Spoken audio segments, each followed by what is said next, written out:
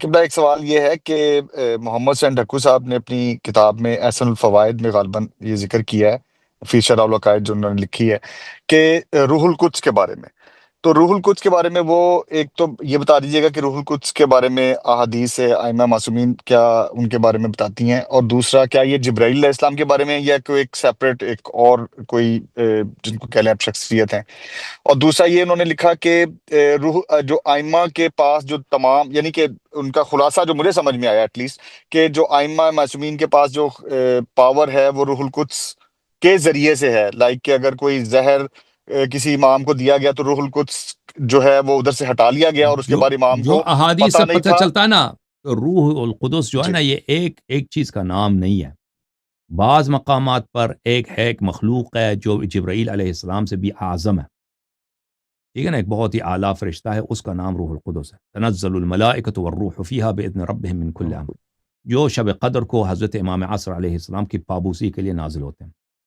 ایک روح ہے جو امام علیہ السلام کی شخصیت کا جزء ہے، جیسے ہمارا آپ کا نفس ہے، نفس ناطقہ ہے، روح ہے ہمارا.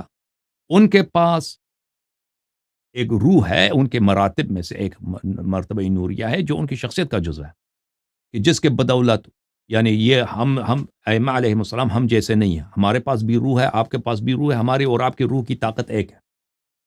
یعنی آپ وہی چیزیں جو آپ نفس میں، آپ کے روح میں جو طاقت ہے، مجھ میں بھی وہی طاقت ہے کہ ہم بات سمجھ سکتے ہیں، ہم بول سکتے ہیں، ہم کچھ کر سکتے ہیں، ٹھیک ہے نا.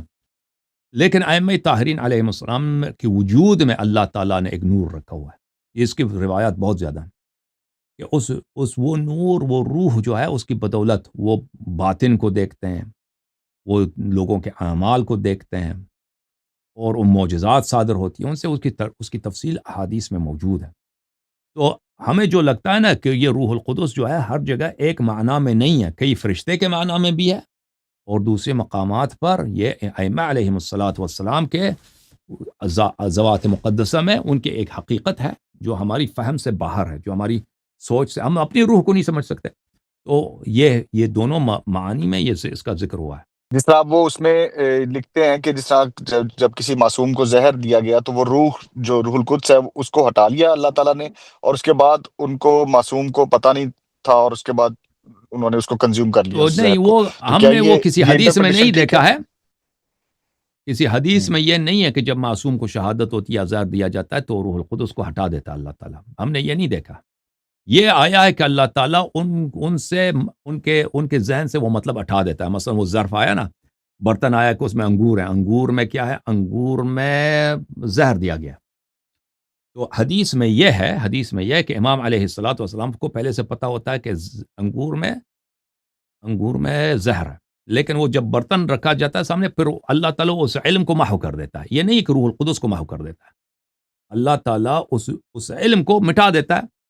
اب امام علیہ والسلام کے سامنے انگور ہے، اب انگور کھانا جائز ہے، خودکشی نہیں ہے، کیونکہ وہ علم اب ہٹا دیا گیا اللہ تعالیٰ. وہ اللہ نے، امام علیہ السلام نے خود فراموش نہیں کہ اللہ نے ہٹا دیا، تاکہ اللہ تعالیٰ مصلحت اپنی جاری کرے، اپنے اللہ تعالیٰ کی جو تقدیر ہے وہ جاری ہو جائے. پھر امام علیہ السلام وہ کھا لیتے ہیں. مجھے لگتا ہے کہ یہ ان کا اپنا اجتہاد ہے. یہ ڈکو صاحب نے اجتہاد کیا کہ اللہ تعالیٰ روح کو ہٹا دیتا ہے. حدیث میں جو ہے نا، اللہ تعالیٰ اس علم کو ہٹا دیتا ہے کہ پہلے امام علیہ السلام کو پتا تھا کہ اس میں انگور میں زہر ہے، اب کیونکہ خودکشی کرنا حرام ہے اور شہادت ان کے مصلحت میں ہے، تو اب جو ہے وہ علم جو ہے وہ ہٹا دیا جاتا ہے. سمجھ آئی نا بات؟